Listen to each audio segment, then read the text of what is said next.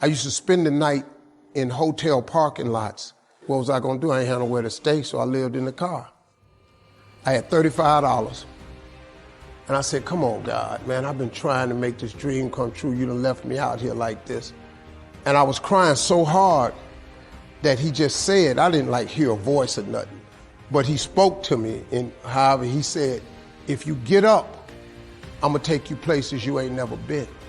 Now I was finna quit. So I said, skip it.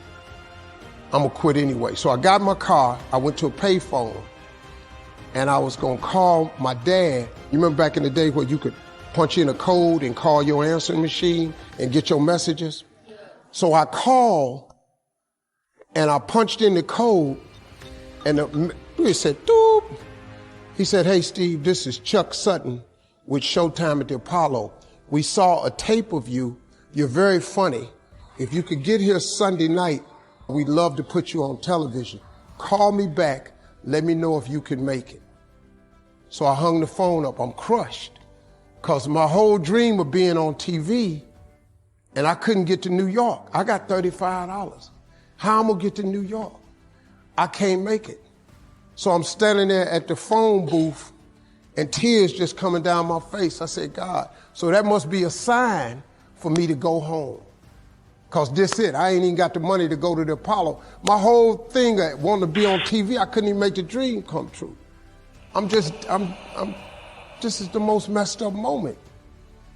And so I said, man, let me call this dude back and see if he said this Sunday. Because maybe he said next Sunday and I could hustle up a little bit of money or something. I don't know what I'm going to do, but let me just call him back. So I called him back.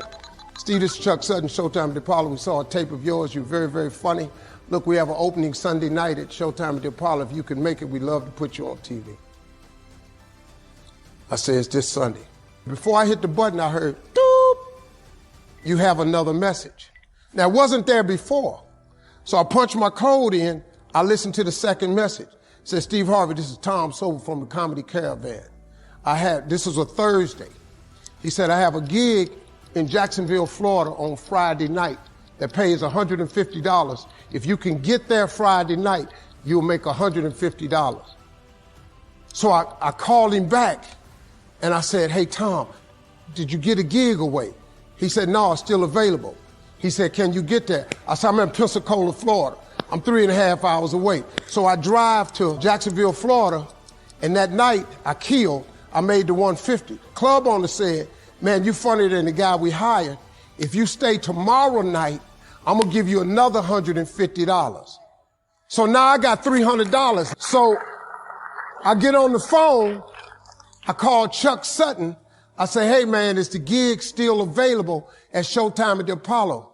He said, yeah, we got one opening left. I said, I'll be there. So I called Eastern Airlines, who used to be open back then. They had a special for $99 going from Jacksonville, Florida to New York round trip. So I parked my car at the airport. I got it.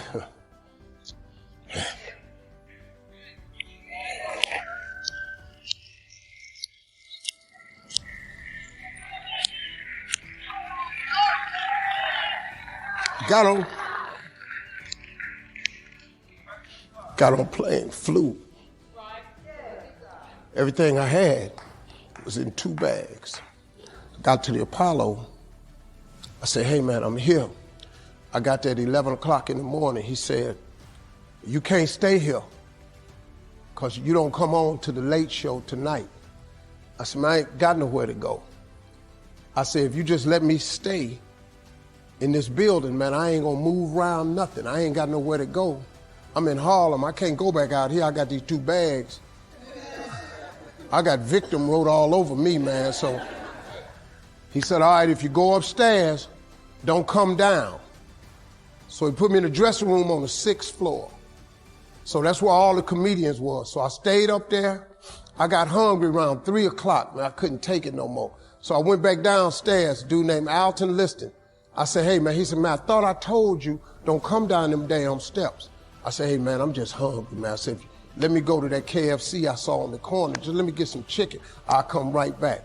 He said, man, if you ain't back in 20 minutes, you ain't getting in this building. So I went, bought me some chicken, came back.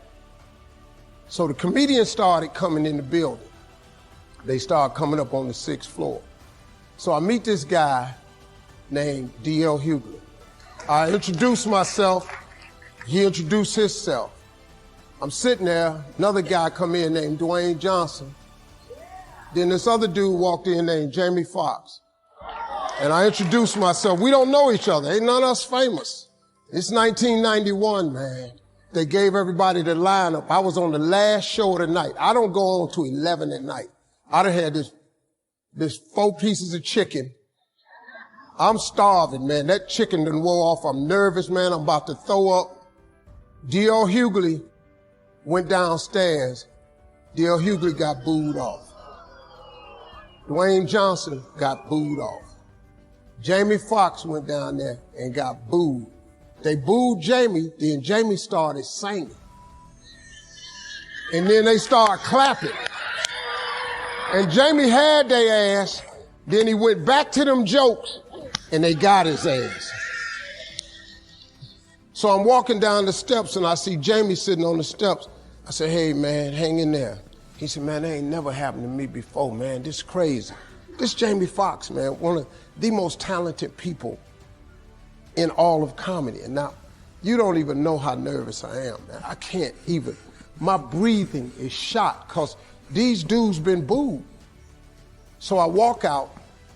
I had wrote this joke. Mike Tyson had got in a fight in Harlem with this heavyweight named Mitch Green. Mike Tyson had hit the dude in the eye in the store. Now, he was on the news, his eye was swollen. So the joke I wrote was, they was interviewing Mitch Green, and he was telling everybody what happened, but his eye took over the interview. And I wrote this joke that his eye started talking and was just, I tell you what happened. The heavyweight champ's fist is coming towards my face. I just said, Lord, Lord, Lord. And I wrote this whole joke about this dude's eyeball talking. And when the punch came, and all this here, the Apollo, man, they went crazy. They lost their mind. I got a standing ovation, man. I walked off stage, man, just started crying. I couldn't believe it. They paid me. I made $750 for being on TV for one night. I'd never made $750 telling jokes in one night. And so that was my first television appearance. A couple weeks later, Sinbad was the host of the show. He got this job on a Different World. And so he quit. And so Mark Curry became the host. And then Mark Curry got hanging with Mr. Cooper, and he quit. And they came to me and said, would you come back to New York and host amateur night for us to just try you out? Oh, ain't no problem. And so I went to New York. I hosted amateur night, and I was killing. But every time we went to commercial break, I was supposed to let the warm-up act take over like Ruben does. But I knew not to let the warm-up act do that because he would change the attitude of the crowd, because the Apollo was a wild place. So I stayed out there. I did the warm-up and the hosting. And I created a bond with that audience. And that's how I got on TV. It was my very first TV show. I hosted Showtime at the Apollo. I ended up being the longest running host in the history of Showtime at the Apollo. I did that show for 8 years. Nobody ever did it for 8 years. And that was my turn back moment. See, in your life, everybody has a turn back moment. You have a moment where you can go forward or you can give up. But the thing you have to keep in mind before you give up is that if you give up, the guarantee is it will never happen. That's the guarantee of quitting, that it will never happen, no way under the sun.